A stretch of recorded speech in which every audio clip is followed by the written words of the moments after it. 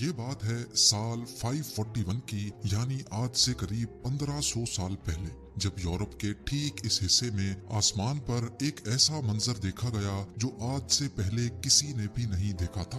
عجیب شیپ کے کافی گھنے اور کالے بادلوں نے آسمان پر ڈیرا ڈال دیا تھا، اور یہ اتنے گھنے بادل تھے کہ انہوں نے سورج کی روشنی کو بھی پوری طرح سے روک دیا تھا۔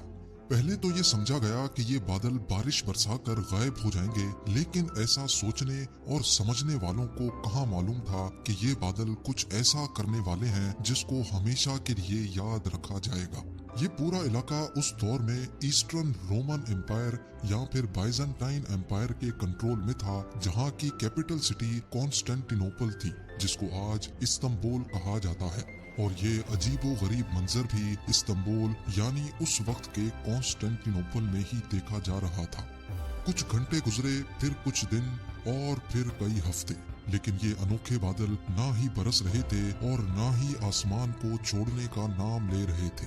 دن بدن یہ معاملہ کافی سیریس ہوتا جا رہا تھا، اور اب بات یہاں تک پہنچ چکی تھی کہ پچھلے کئی ہفتوں سے کانسٹینٹینوپل نے سورج کی شکل تک نہیں دیکھی تھی۔ لیکن کس کو معلوم تھا کہ یہ سب تو صرف ایک شروعات تھی، کیونکہ آگے جو ہونے والا تھا وہ کسی کے وہم و گمان میں بھی نہیں تھا۔ ایئر 541 میں کانسٹینٹینوپل پر ایک بہت بڑی مصیبت آ چکی تھی۔ اس دور میں بھی یہاں 10 لاکھ سے زیادہ لوگ رہتے تھے، اور پچھلے کئی ہفتوں سے بادلوں کے سائے نے سارے لوگوں کو کافی بے چین کیا ہوا تھا۔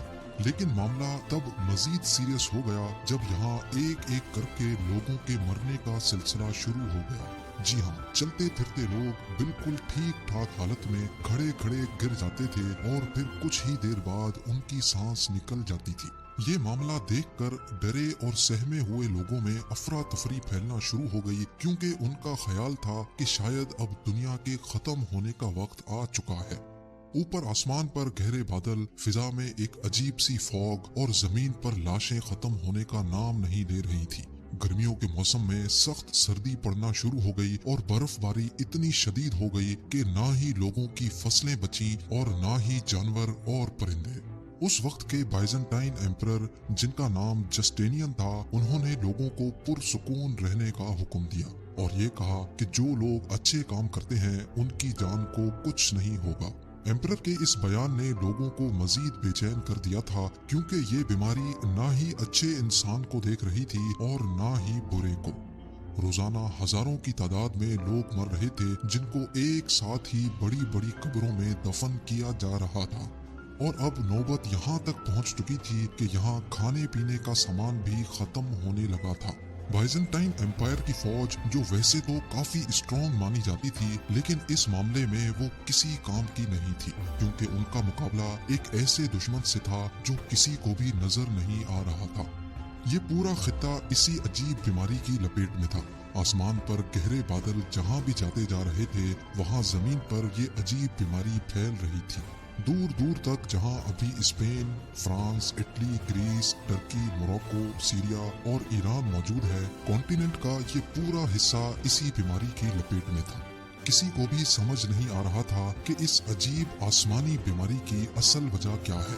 وہاں لوگوں کے پاس اس بات پر یقین کرنے کے سوا اور کوئی آپشن نہیں تھا کہ اب دنیا کا دی اینڈ آ چکا ہے، اور ان کا اس بات پر یقین تب مزید بڑھ گیا جب بائزنٹائن ایمپرر خود بھی اس بیماری کا شکار ہو گیا۔ یہ بیماری ہسٹری کا سب سے پہلا ریکارڈڈ پینڈیمک تھا، جو آج پلیگ آف جسٹینین کے نام سے جانا جاتا ہے۔ پورے 2 سالوں تک چلنے والی انوکھی آسمانی بیماری نے اس پورے کانٹیننٹ کا نظام دھرم بھرم کر دیا تھا، یہاں تک کہ کچھ علاقے تو ایسے بھی تھے جہاں پورے 2 سالوں تک سورج ہی نہیں نکلا تھا۔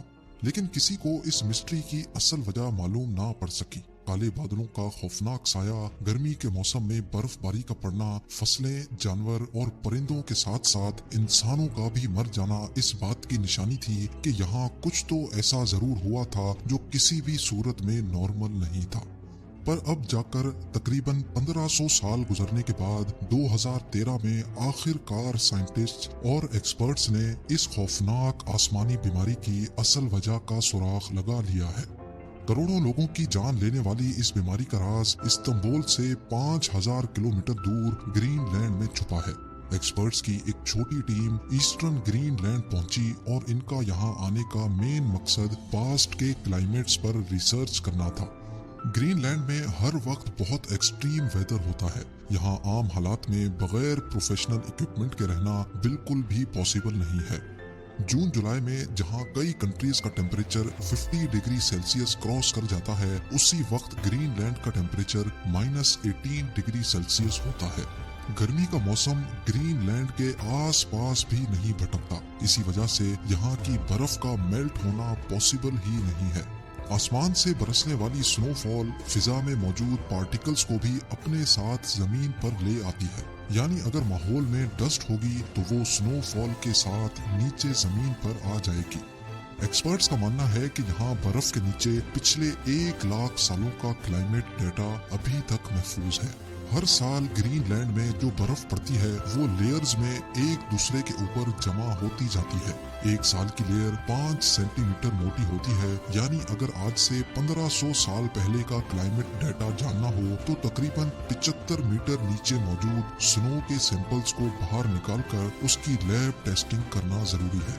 ایکسپرٹس نے یہاں ڈرلنگ کا کام اسٹارٹ کیا اور پچھلے 2000 سالوں سے پڑنے والی برف کو باہر نکال لیا گیا۔ نکالے جانے والے سنو کور کی ٹوٹل لمبائی 100 میٹر سے بھی زیادہ تھی، جس میں برف کے وہ حصے بھی شامل تھے جو پلیگ آف جسٹینین کی خوفناک بیماری کے دوران گرین لینڈ کے آسمان سے برسے تھے۔ نکالے جانے والے آئس کور پر الیکٹریکل کنڈکٹیوٹی ٹیسٹ پرفارم کیا گیا تو حیرت انگیز طور پہ ایئر 500 سے 600 کے درمیان پڑنے والی برف میں سلفر کی ایک اسپائک دیکھی گئی۔ یہ اسپائک اس بات کی نشانی تھی کہ جس دور میں کانسٹینٹینوپل میں 2 سالوں تک کالے بادل منڈلا رہے تھے، اس دور میں ایٹماسفیئر میں کچھ نہ کچھ گڑبڑ ضرور تھی۔ سلفر ڈائی آکسائڈ ایک بہت خطرناک گیس ہوتی ہے جو کہ نہ صرف انسانوں کے لیے بلکہ جانوروں، پرندوں اور پلانٹس کے لیے بھی ہارمفل ہوتی ہے۔ اگلا ٹاسک یہ جاننا تھا کہ 6th سینچری کے دوران ایٹماسفیئر میں سلفر کیوں موجود تھا اور وہ آیا کہاں سے تھا۔ ایکسپرٹس کا ماننا ہے کہ آسمان میں اتنے زیادہ سلفر پارٹیکلز صرف ایک چیز سے پیدا ہو سکتے ہیں اور وہ چیز ہے والکینو۔ جی ہاں، ارتھ کے اندر مختلف مقامات پر پگھلے ہوئے پتھر میگما کی صورت میں ابل رہے ہوتے ہیں۔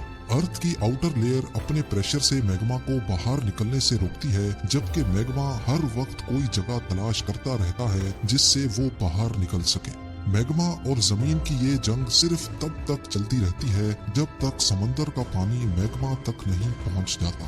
اگر سمندر کا پانی میگما تک پہنچنے میں کامیاب ہو جائے تو پانی گرم ہو کر گیس بن جاتا ہے اور یہی گیس اب میگما کے ساتھ مل کر زمین پر اور زیادہ پریشر دینے لگتی ہے۔ بس پھر کسی بھی ویک پوائنٹ سے میگما لاوا کی صورت میں پھٹ کر باہر نکل آتا ہے۔ پانی اور سلفر یہ دونوں چیزیں والکینو کے ساتھ مکس نہیں ہوتی، بلکہ یہ پاورفل گیس کی صورت میں آسمان میں پھیل جاتی ہیں۔ انتہائی طاقتور والکینو سے نکلنے والی والکینک گیس ہزاروں میل دور تک بھی آسانی سے پھیل سکتی ہے۔ آسمان میں موجود سلفر پانی کے ڈراپلیٹس کے ساتھ مل کر سلفیورک ایسڈ بن جاتا ہے، جو کسی بھی صورت میں انسان کے لیے ڈیڈلی ثابت ہو سکتا ہے۔ سلفیورک ایسڈ کے یہ بادل اتنے گھنے ہوتے ہیں کہ یہ سورج کی روشنی کو بھی پاس نہیں ہونے دیتے۔ 1500 سال پہلے پلیگ آف جسٹینین کے کیس میں بھی کچھ ایسا ہی ہوا تھا۔ یہ بات تو کنفرم ہو چکی تھی کہ یورپ میں لاکھوں لوگوں کی موت کا ذمہ دار ایک خطرناک والکینو تھا۔ ایک طرف جان لیوا سلفیورک گیس تو دوسری طرف سلفیورک ایسڈ کے بادل۔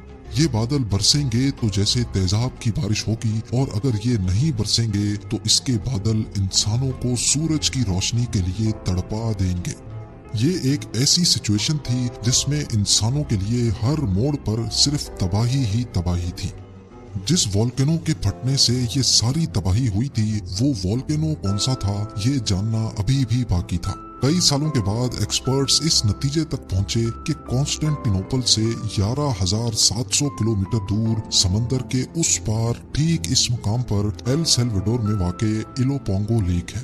جب کانسٹینٹینوپل میں پلیگ آف جسٹینین آیا تھا، اسی دور میں اس لیک کے اندر سے ایک خوفناک والکینو پھٹا تھا، اور اس کی جیتی جاگتی مثال یہ پہاڑ ہے۔ یہ پہاڑ جو دکھنے میں تو بالکل نارمل لگ رہا ہے، لیکن یہ اصل میں والکینک ایش کا پہاڑ ہے جو اسی لیک کے اندر 1500 سال پہلے پھٹنے والے والکینو کے نتیجے میں بنا تھا۔ ناظرین، اس وقت دنیا میں کروڑوں لوگ والکینوز کے سائے تلے رہتے ہیں۔ یہ والکینوز کس وقت پھٹیں گے اس کا جواب سائنس کے پاس نہیں ہے۔ ہمیں صرف یہ معلوم پڑ چکا ہے کہ جو والکینوز انسانی آبادی سے ہزاروں کلومیٹر دور بھی ہیں وہ بھی ہمیں نقصان پہنچا سکتے ہیں۔ دنیا بھر کے والکینولوجسٹ، کلائمیٹ ریسرچرز اور جیولوجسٹ پاسٹ میں پھٹنے والے والکینوز اور ان کے نتیجے میں ہونے والے نقصان پر ابھی تک ریسرچ کر رہے ہیں تاکہ انسانوں کو ان سلیپنگ جائنٹس کی تباہی سے بچایا جا سکے۔